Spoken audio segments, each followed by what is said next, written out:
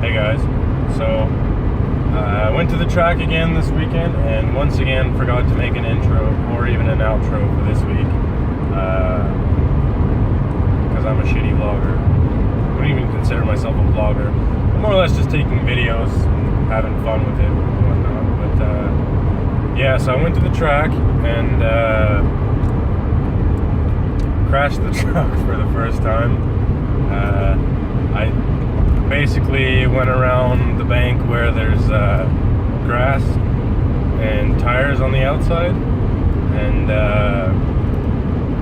yeah, basically overcorrected, didn't give enough throttle, and ended up crashing into the tires.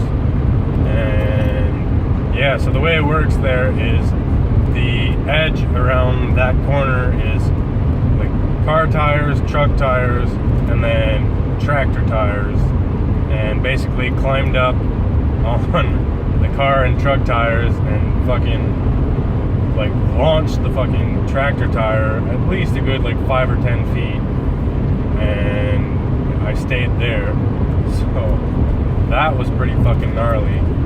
But like, shout out to the truck for being like 30 years old and having like a 1/8 thick bumper on the front, because there's like no damage to the truck.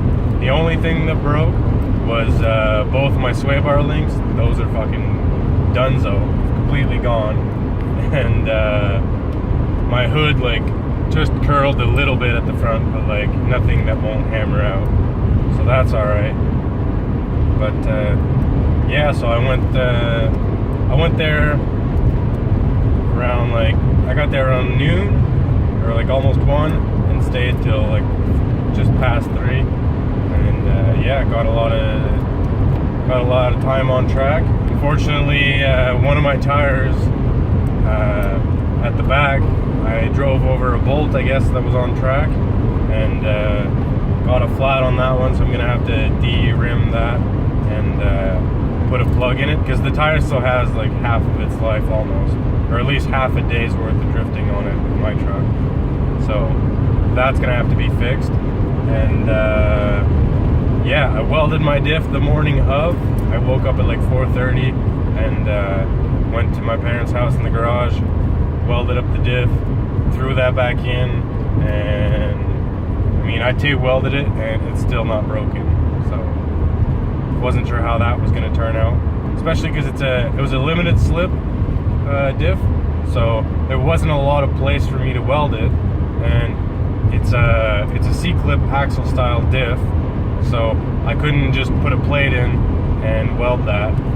So I had to weld the gears, like all the spider gears, onto the differential housing. So like, that's obviously not ideal. It's not the strongest way to do it, but it fucking worked. So we're good for that now. If it does end up breaking, I'll just buy a spool, but for now I'm just gonna stick with the welded. And yeah, so I think I got it all covered on what it has to be done. Oh yeah, last thing. So ever since the last drift event, I noticed that my driver's side wheel looked like it had a lot of negative camber, and I couldn't figure out why. I mean, I wasn't sure if it was just an optical illusion because the floor in the garage slants like towards the middle, and I always drive in. So I wasn't sure if that was just an optical illusion and the other side had just as much camber or whatnot. But turns out that since the last drift event, I had no nut on my upper ball joint on the driver's side, and yeah, so that was coming in and out of the knuckle, not completely, thank God, because the stud on the ball joint is like fucking almost 3 inches long.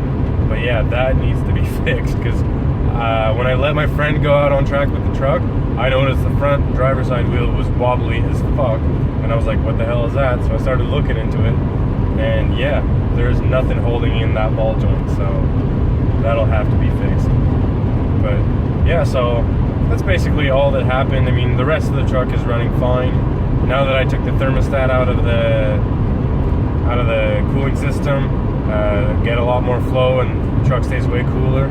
I got distilled water with Redline water wetter in there, And yeah, the truck barely goes higher than 210, and that's like when I'm thrashing on it like real fucking hard. Because I've been going out every single time I've went out, I've been on at least like between 5 and 10 minutes of just non-stop drifting.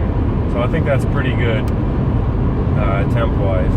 Like otherwise the truck just idles at like 180 or whatever, so that's good. But yeah, for now that's all I can think about what's wrong and whatnot with the truck. So I'll just cut right to the footage of the drifting. It's not great footage because the GoPro angle that we used wasn't perfect. And also shout out to my buddy for lending me his GoPro. But yeah, it's decent footage, so cut to that now.